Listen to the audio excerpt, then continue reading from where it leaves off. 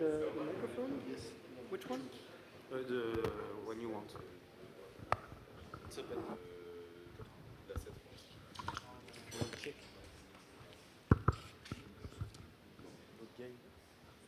Non, j'ai l'habitude des casquettes rouges, c'est pour ça. Ouais.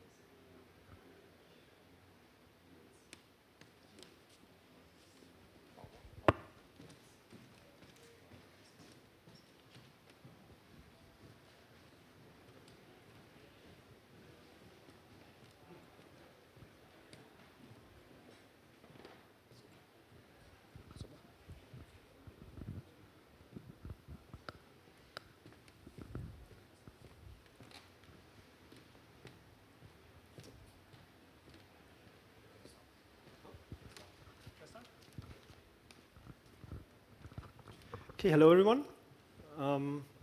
How everyone woke up, that's great. My name is Reitwiessner. I have been working on Solidity with the Ethereum Foundation since 2014. But this time I will be talking about a different but related topic, and this is a project I started maybe half a year ago about a decentralized metadata and source code repository. But before we start with that, let's actually talk about Solidity, and especially the Solidity Summit we're organizing at the end of April in Berlin. This is a gathering of people interested in the Solidity language, and we will brainstorm and discuss language change proposals and things related to Solidity, like the lovely intermediate language Yule or debugger, tooling, and all things related to Solidity. I've heard from many people that they intend to come, but they have not registered. So please, if you want to come, go to the website and register, so we can have a better impression of how many people are coming. Okay, now to the main topic of the talk. Yeah, ENS, exactly. Huh? That's. Yeah, these screenshots are half a year old maybe, so please excuse me. And it's just an example. I very much like ENS. I think that's the best app on Ethereum. But I want to take this as an example to walk you through just standard interaction with a decentralized application on Ethereum. So usually you go to a website, then you we want to register this domain on ENS, so we get to this page where it explains us what we need to do and what the next steps are. Then we click on request to register, and then MetaMask pops up, or any other wallet you have. And it tells us, please confirm this transaction. It will send 0 Ether, but it will send a bunch of data. And in this case, we are notified that the function is probably called commit that we're calling, and there is a bunch of hex bytes here. This might be related to the name we want to register, but it might not. Okay, let's confirm that. Then we wait a minute, and then we need to reconfirm the name. This time, again, 0 Ether. But a little bit more data, and it's all in hex. We don't even know which function is called here. Maybe we can read some addresses here and some numbers there, but it's very much unclear. But still, we confirm, right? Because we're on the official website. That should be the right transaction. Okay, what did just happen here? we got this confirmation dialog, and the first thing is we do not really know which contract we're actually interacting with. So there's just a bunch of hex bytes. Yeah, and perhaps one thing to clarify here, this is neither the fault of the ENS DApp nor the fault of MetaMask. This is a kind of systemic thing that we're trying to solve once and for all here. And so I think MetaMask often resolves this address via ENS, and my guess is that this didn't work in this example because it was on a testnet. And the second question is, do I call the right function? Does it actually correspond to the button I clicked on the website? And what are the function arguments?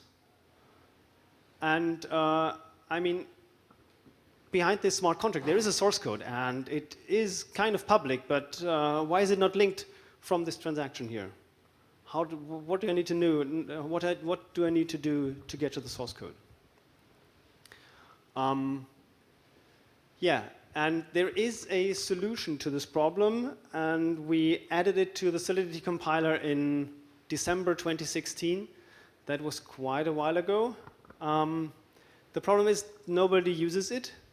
We did that in the hope that the community would pick it up and implement the rest of the needed things, but that unfortunately didn't happen, and because of that, we're doing it now.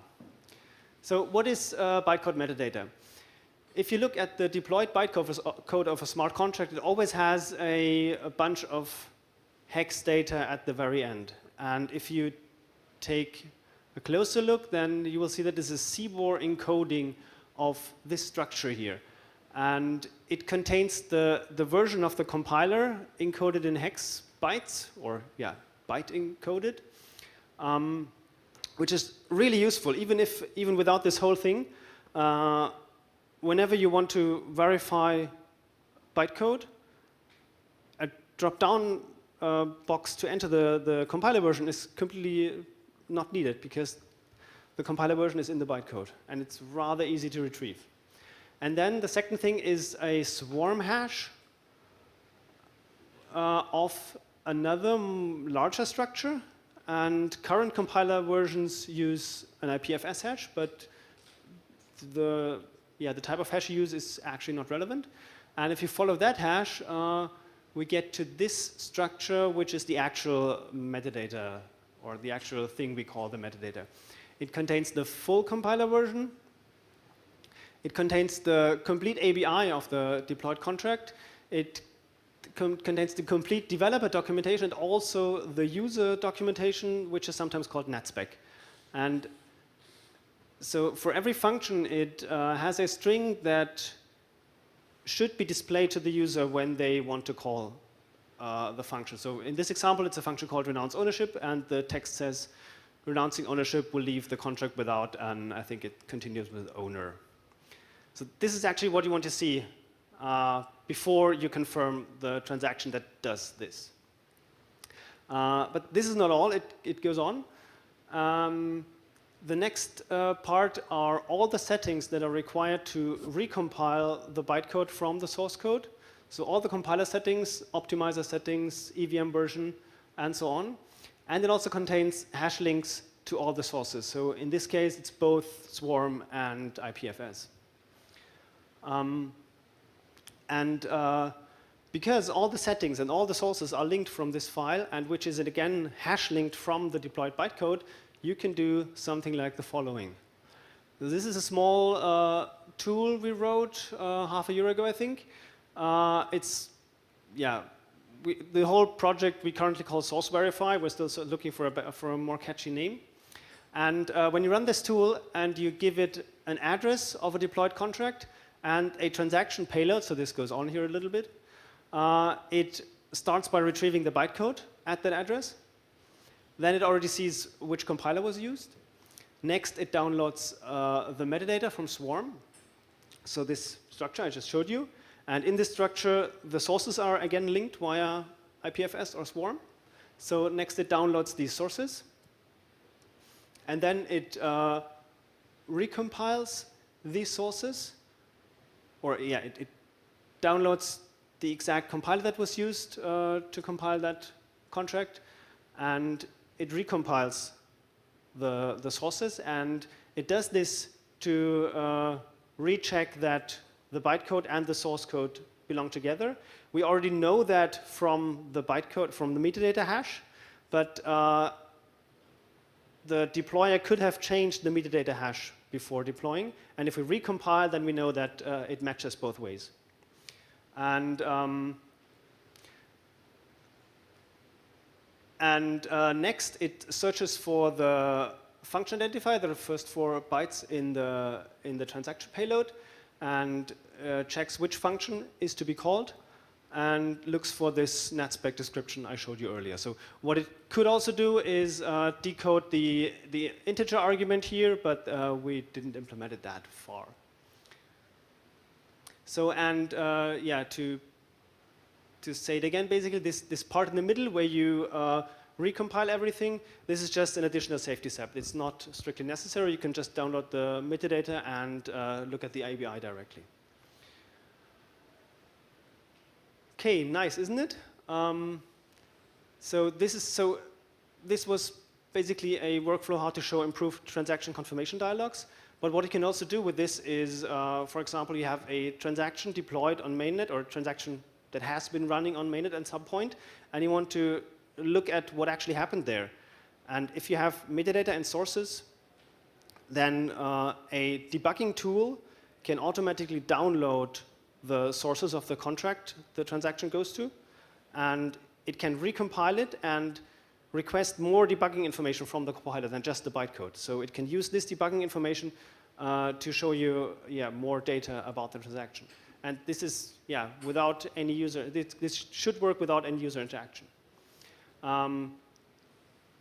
If all the sources are available, then people can also build annotated sources, auditing services on top of this, basically a database of smart contract source codes with annotations and maybe signed audits, something like that. And people are already building things like that. There's only one big problem. It doesn't work. And why does it not work? Because the data is not available. So metadata and sources are linked via Swarm and IPFS, but if you take a look at IPFS and Swarm at these addresses, you will not get the data. You cannot download it because neither Swarm nor IPFS have a working mechanism to keep the data available. Keeping the data available is one of the problems, and the other problem is that people just don't upload it in the first place. So this metadata file is generated by the compiler, and Truffle also stores it as one of the artifacts, but people still need to upload this metadata. And if you only upload the source and not the metadata, then this link chain is broken. So how do we solve the first problem? We have to convince all the deployment tools to at least encourage people to upload the metadata and the sources, or even to make it the default. And we solved the second problem by the following idea. So this is the kind of the project I'm presenting here. Okay, this is maybe a little bit complicated layout. Let's start with the thing called monitor service. Or let's start with the deployer. Let's start at the top. The deployer compiles the contract and deploys it on chain. And then there's the monitor service that continuously takes a look at the blockchain and looks for newly deployed contracts. And whenever a contract is newly deployed, it tries to download the metadata and the sources from Swarm. And here, the deployer, again, is important because the deployer needs to upload metadata and sources at the point of deployment. It doesn't have to be exactly at that time, but I don't know, plus minus 15 minutes, as long as Swarm can keep it available. If metadata and sources are available around the time of deployment, then the monitor service will be able to pick it up. And then this service pushes it to a recompilation service, which does what I just explained. So recompile from the sources and check that it matches. And if it matches, it is permanently stored in some repository. And this repository, again, pushes it to Swarm and IPFS to make it available. And there's another thing called a pinning helper, which synchronizes the database from the pinning service and also helps keeping it available. And if you are too late, if you didn't upload metadata and sources at the right time, or if you want to get an older contract into this system, there's also the manual input, where you can just upload metadata and sources, and then we will do the same thing. We will recompile and check that it matches, and if it matches, we permanently store it. And here's a first version of this repository, or of the manual input interface of this repository. You can find it at verification.computing.org written with a K, computing with a K. And so when you want a contract to be verified, you only upload metadata and sources here. The names of files are completely irrelevant. The only thing so it has to be exactly the same metadata JSON that was used when the contract was deployed. And all the sources need to be there. If there are too many sources, it doesn't matter. And at least for mainnet, we currently also have a nice feature implemented where you do not even have to specify the contract address, because when it can recompile the contract, it will get the bytecode, and it will just look for the bytecode. It will just look where the bytecode is on mainnet. So yeah, we just updated this, I think, 3 days ago. We're really looking forward to your feedback if this is working or not. Yeah, and you can also click on this link to browse the repository, and then you get something that looks like that, where you have all addresses and all sources and all metadata files. This is, of course, not meant to target end users. The idea of this repository is really just to have a repository where the data can be retrieved from, potentially by other tools that build on top of this system.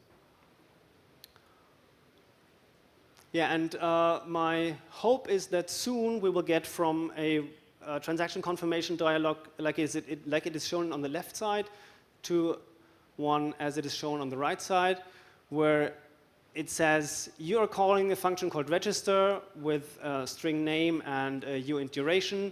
The name is meetup-berlin.eth. The duration is 1 year. And it shows you a text description that says register the domain. And then here the actual function argument is inserted, meetup-berlin.eth for, and again, 1 year. So the smart contract source code will have a documentation that string that says something like register the domain $name for dollar duration. And of course, we have the link show source here. I am fully aware that people will not be able to understand the source, but I think it is very important to at least give them the opportunity to look at the code if they want. And people will also not be able to fully understand a smart contract, so they have to rely on the developer, but I think they should have the ability to take a look if they want. And this is a screenshot of an actual prototype of a Ethereum wallet called Walleth, developed by Ligi. Maybe you know it. And so this is a transaction that calls a function mint on ERC20 token, and it says, it shows you the actual text description, mints2 token 4, and then an address. Of course, it would be nice to have an ENS resolution for that address or something else, or look at it in your address book so that you don't just see the address as a hex string here. So I presented to you the system we're building, but to solve the problems I mentioned in the beginning, we all have to work together on this. Developers have to use netspecs, so these documentation strings that are shown to the users in the end, and publish their metadata and the sources for the contracts. Deployment tools need to encourage users to publish metadata and sources, or even make it the default. Wallets have to use the ABI to decode call data parameters and show the netspec strings. And then also big organizations. I would be glad if we get some help with hosting the data, making it available on IPFS and Swarm. Do I still have time to talk about future work? Yeah. So what are the plans for the next months? We're talking to the EthPM team to unify the specification of the Solidity compiler metadata. We want to extract something like the verify.js I showed you so that it is usable as a standalone NPM module to just recompile smart contracts. We currently use IPNS to provide the entry point into the repository of all source codes and metadata. And we're thinking of moving to ENS. The downside of moving to ENS would be that it's more expensive to update the pointer, but the upside would be that it's the lookup is much faster. So because IPNS lookup, it's really a pain. We also want to provide our help to implement this for wallets. And then, of course, there's still a lot of work to do on NetSpec itself. One example is that one thing is that the template language, the JavaScript string replacement language, is not fully specified, and everything is currently in English. I do not have a proper solution on how to make that available to people who do not speak English. And so when I said we, this is Christopher, Edi, Ligi, and Mark. So big thanks to those for actually implementing it. I just did the prototype in the beginning. And if you have any questions or suggestions, talk to us on git.im/ethereum/SauceVerify. Yeah, thanks a lot for your attention.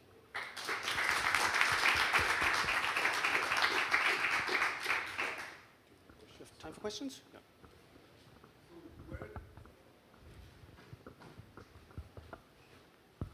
So are you keeping your own repository, and where can we see that? So on verification.computing.org, yeah, you can browse the repository? With metadata repository. It's there. It's there, okay. So I have not made an estimation of how much storage we need, but currently it's still working. So. Can you put the link on the screen again?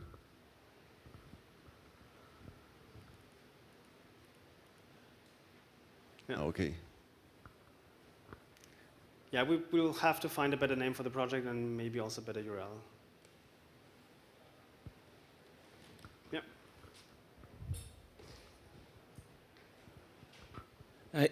So I guess for MetaMask, for example, to your system, they basically trust that your repository is having the correct data. So do you plan to have a staking mechanism where you can get punished if someone proves that actually the one you are publishing is wrong? Or?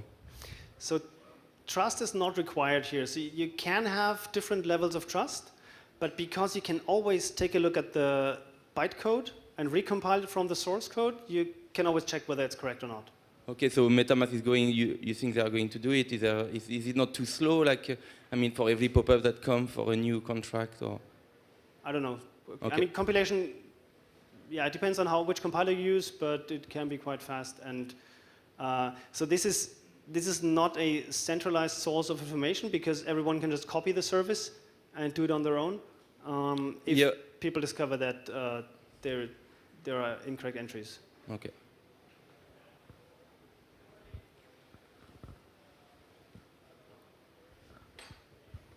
Just a quick suggestion or idea. Have you talked to Etherscan and seen if they could just give you all their verified source and then just do all their contracts? The problem is that Etherscan does not store the metadata.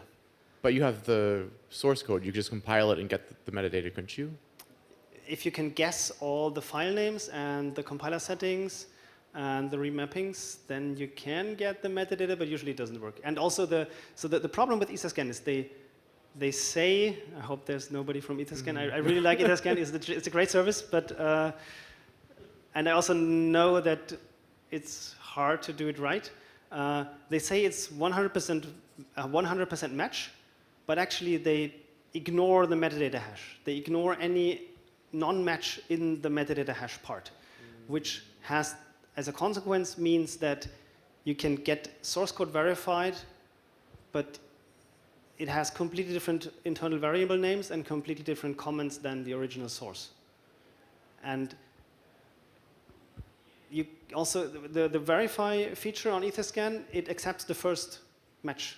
So when someone is faster than you, they can just get incorrect source code verified. I guess they change it later on, but yeah, that's how the interface works. So the question is there a reason why they don't store the metadata? I think at the beginning it was easier to just ask people to upload the source code and not also the metadata, and then this just, yeah, they kept it like that. And so the thing is, we added this metadata feature to make it easier to do source verification because it contains all the settings required. You just use the metadata file, and then you can forget about all the drop-downs and optimize the settings and compile a version and whatever. But somehow it made it harder to fully verify it, so that's the situation we are in now, and I hope we can change this by, as I said, asking deployment tools to make people aware of what metadata is and where it should be published. Yeah. Would you like to replace NutSpec, or it's okay for you? We have to fully specify it. So I think the initial version just said, oh yeah, any JavaScript is fine inside NetSpec, but I think that should be restricted. And I mean, there's also this RadSpec proposal, but yeah, I think this is a process that has to be done in parallel. We have to make the NetSpec available, and we also have to come up with a good specification of it at the same time. Yeah, okay, thanks.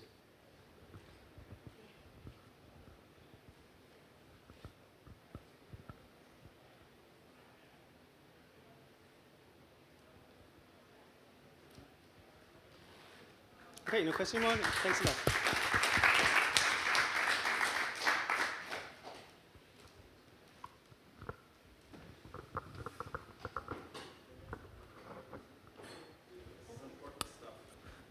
I was literally just complaining about this 5 minutes before you were talking.